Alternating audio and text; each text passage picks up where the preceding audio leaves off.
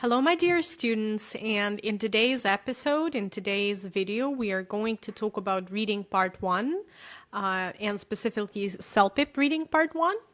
As you know that I've been recording videos for every part of the CELPIP test, so please take a look and study with me. And we are going to be looking at my platform. So the website is englishstoyanova.ca. Stoyanova, that's me. My name is Anastasia Stoyanova. That's my last name. So go check it out, and today we'll talk about the strategies and actually practice reading correspondence, which is reading an email and doing the tasks related to that. So first things first, we'll talk about task format, 4 key points or strategies, and then how to break down this email, or sometimes it's like we could say it's a letter, but it's an email technically. Okay, let's take a look here with me. So it's a short email or note, and we have multiple choice 11 questions, and it's always about 11 minutes to do that, so very fast. So you got 1 minute per question, so you have no time just reading the text. You gotta read the question first, remember that, and then try to find the relevant information in the text. That's in a nutshell how it works, but we'll dive deeper into the task format right now. So what you could see here on my screen is we always have the text on the left, always like that, and the questions on the right, always like that. So on a real test, when you come and take the exam, this is what you will see. This is from the official website, CELPIP.ca. So you got to start working your way through the questions, question by question, usually because each part gets a bit harder than the previous one. So you have to expect that part 1 should be quite straightforward, and the information will appear in the same way the questions are appearing, the way you see them, right? So question 1, the information will be somewhere at the beginning, question 2 in the second paragraph or in between, and so on. So it goes in the same way that information appears in the text. So what can it be? It could be an email. Sometimes it could be an email that's slightly more formal. In most cases, semi-formal. You have a timer here, the time for this whole part 1, right? So it's not for the whole test, but it's just for part 1. So keep that in mind. On a real test, you cannot go back to earlier parts. Just keep that in mind, and you cannot stay on the same page when your time is up. So we are doing that today for the purpose of practice, but bear in mind that on a real exam, the platform will take you to the next part automatically. So make sure that you respond to all of the questions within the time limit. So the key things to focus on when you do this task, first of all, who is the sender, who is the recipient, what's the purpose, because that's the way the questions are designed, and just the tone, right? The main idea. So for example, here, what you got to pay attention to is subject, because that prepares your brain. What is this going to be about? And now, without further ado, we are going to practice together and look at the real task. Yes, so take a look at this website here, englishstoyanova.ca/app/. And today, you see here practice section, and we'll be working with the part 1. Task 1 is available free of charge. Take a look at it on your own, but today we'll take a look at the second one. There are many more exams and to practice, and we will keep adding more and more. So more content is available once you make a purchase of the subscription. Also, keep in mind that for every part, there is a course lesson. So when you click here, and I'll open the link here, you are going to get the access to the course. And this is available when you purchase the subscription. So please do that, practice, have fun, and prepare yourself. So now, let's take a look at the task together. An email exchange, 11 minutes, 11 questions. So here we go. The first thing you got to look at is the subject. Inquiry about enrollment and schedule options. And this is like a learning center, okay? And you have here, hold on, I'll just do it again. Annual volunteer, that's the one I want to do, not the daycare, but annual volunteer. Here we go. Yeah, sorry about that. So the first one that I've just showed you will be available for you free of charge, so you could practice on your own. But we are going to do this one, the annual volunteer appreciation dinner, and your participation. So first things first, we're gonna see that Dear Victoria, who is writing? Who is writing? Who is the sender? Kenji Tanaka, volunteer coordinator. And you see here we have the timer, so tracks your time just for this part. And remember, just for the sake of practice, you can stay on the same page even if the time is up. Once you do the tasks, there will be the explanations of the tasks, the explanations of the real answer. We're not going to spend time actually reading. If you want to read certain parts, please pause the video and read, but we'll just go through the questions together just for the in order to save time. So the main purpose of Kenji's email, and you read the options that we have: share progress updates, seek feedback for an on and upcoming community event, thank Victoria for her work in organizing last year's successful dinner, confirm the final number of volunteers needed for the November event, formally request a budget increase. And so the purpose usually is listed at the very beginning. And as you could see, I'm writing to update you on the planning progress. It's pretty straightforward. In this case, you just look for the keyword progress, progress. And in this case, this is our final answer. Sometimes, just like on a real test, you are going to see that you can just eliminate the wrong option. So you see that there is no information in the text, for example, about budget, right? They mention a budget increase. No, they just mentioned the catering cost. So you could always check every option if you're not sure, but in most cases, just because it's part one, it's easier than the rest of the test. It should be like that by design. So the questions are pretty straightforward. So according to the email, the dinner will take place. And we have 4 options. So we are looking for that in the text. Dinner, the keyword, and the date, Saturday, November 2nd, and the North Star Community Center. Pretty straightforward, isn't it? Where can we find it? Saturday? We have 2 options with Saturday, but one is at a local restaurant and the other one is at the community center. So of course, we never think for ourselves, right? We always choose whatever is in the text. And in the text, we have the community center. So that's our correct answer. Next one, Kenji chose Maple Grove Kitchen for catering, primarily because.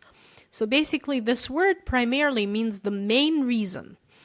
And now we gotta keep reading because further in the text, so we found out here, for example, we need closer to 20 helpers. I have also been in touch with Maple Grove Kitchen.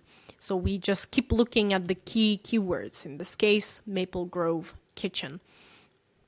And they provided excellent service at last year's dinner. Their pricing for a group of 80 guests fits within our budget. So it's about the budget and the costs, and that works for them, and they have great reputation. So which option here can suggest exactly the same? We have the community center has exclusive partnership. Nothing about that. The company offered the lowest price among all the caterers. Nothing about that, right?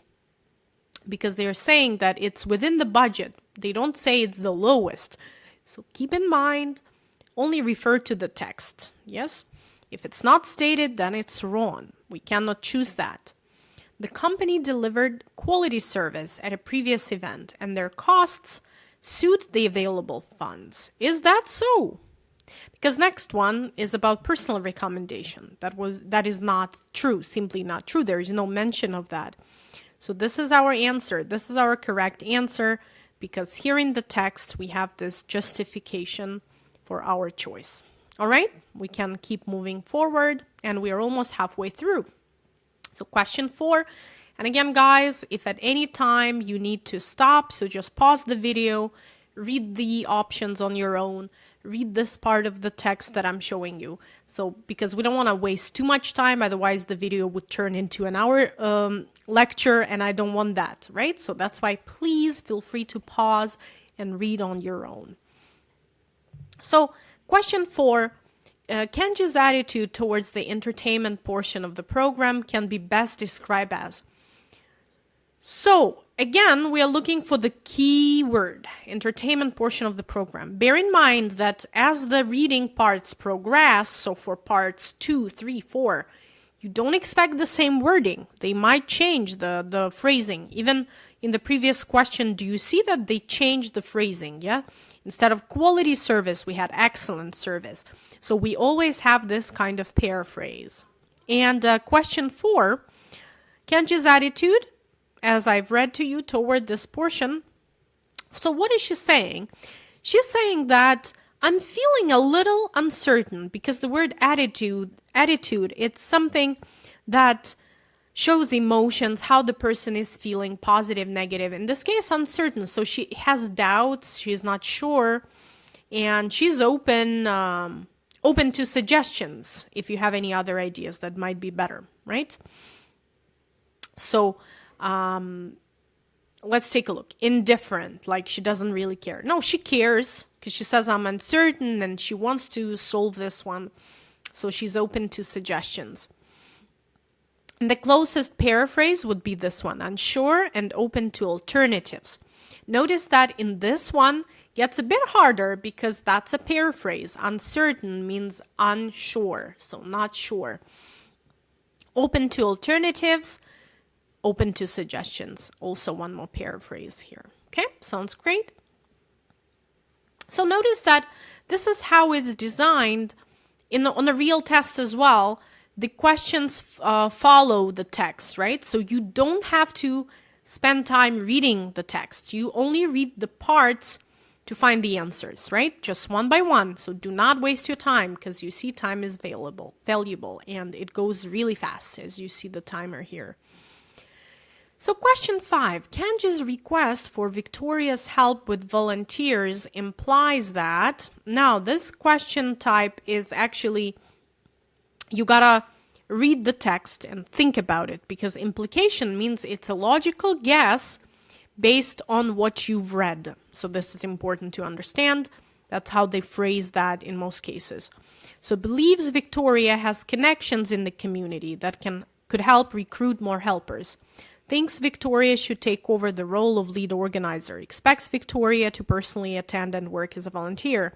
Assumes Victoria has already posted a sign-up sheet on the community board. So here they are saying, I would appreciate your thoughts on the volunteer shortage. So it's more like they are asking for the input, right? For the input. And anything else here? So careful with questions that follow, because sometimes for questions 5 and 6, the answers might be all around the text, right? So sometimes, like in this case, we are not sure. We only have this about feedback, right? That they're expecting volunteer shortage. Where else in the text did we see something about volunteers? Here we go. Right before here, we had this information that we have confirmed for teen volunteers who will assist with setup, serving, blah, blah, blah. However, this is an important sentence here. I believe we will need closer to 20 helpers to manage the event comfortably. I was hoping you could help spread the word. That's a cool phrase. So spread the word means let other people know about this through your contacts. So now this is the key, because this brings us to the correct answer here. Believes that Victoria has connections in the community that could help recruit more helpers. And that's our guy. That's the right answer. Finally here, based on the email, Victoria will most likely, and we have 4 options, take charge of all the tasks, visit the kitchen to improve catering, reply with her views. So this one I kind of spoiled for you guys, because at the very end it was already like they are expecting her answer regarding this volunteers and just overall event, yeah, before I move forward. So it's like they require the confirmation. And so, reply with her views on recruiting more volunteers and possible entertainment choices. So they're expecting the answer. And that's what we are choosing here. And now what happens in the final part, and notice that, of course, we are discussing together. That's why time flies. But be careful because, like I said, 1 minute per question. You got to think fast. You got to think on your own. So the final part here, we have 5 more questions that we'll go over quite quickly. And this is actually the answer. It's always the answer, the response to the email that we have. In our case here, we are responding to Kenji. And remember that this content here will depend on what you see here, and also depend on some choices you made based on this text. And the strategy here is to work on a level of a paragraph. So not just one sentence, but always read the paragraph first and then open the options. So take your time, pause the video, read through the paragraph, the first one, and then when you open here, if it's your concern and she is being welcoming, I completely ignore your concern? No. Understand? Dismiss? Challenge? No. So we need a positive meaning. It's a positive answer, politeness, Canadian politeness here. Of course, more logical answer here would be understand. I completely understand your concern. As you mentioned, we currently have 14 confirmed volunteers, but we will, and we have never, need, still need, barely, rarely. So just they're checking your vocabulary here, right? Something that would logically fit into a sentence. So they're saying they still need, it's like more, yeah? More people. And that was in the text as well. So more logical answer here would be the word still, because still describes this concept that they will need more people. Now we move forward. I would suggest posting a sign up on the community board, sending a reminder through our newsletter by, and then there is a deadline. So what happens, maybe you've seen it, when we want to set the deadline and we want to sound firm, we want to sound kind of not too strong, but firm. And the way we do that is the logical phrase, no later than a certain date. So in this case, this would be the right answer. And we have 2 more. So regarding the catering, I think your idea to use Maple Grove Kitchen is, and then notice what comes next, because this is important, and a common mistake I keep seeing among my students is that they read, but they never finish reading. So you gotta finish, and you gotta see that this is a positive thing.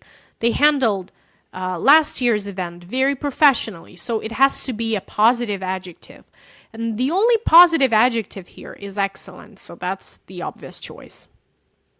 So careful, you gotta learn your adjectives, because that's what they're testing on CELPIP.